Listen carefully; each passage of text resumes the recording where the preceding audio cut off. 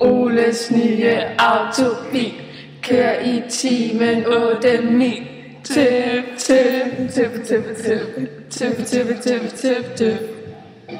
Den er rød, og den er fin. Lugter altid af benzin. Tøp, tøp, tøp, tøp, tøp, tøp, tøp, tøp, tøp, tøp.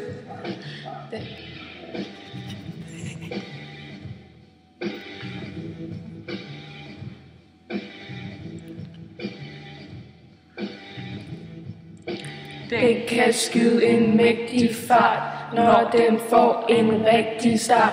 Tøp, tøp, tøp, tøp, tøp, tøp, tøp, tøp, tøp, tøp. For det er en vild bil, når den fra gassen tænder ild til.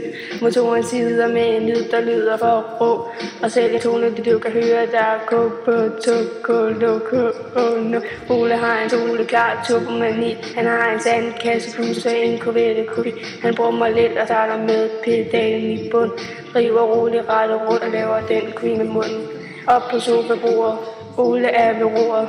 Duen er streger, det er en vej, og den er flere spor, og streger temperaturen under hver hjul. Skummelring, acceleration som en vand, og den er stikspring. Farten har den klar, den tager den kan svæve ned.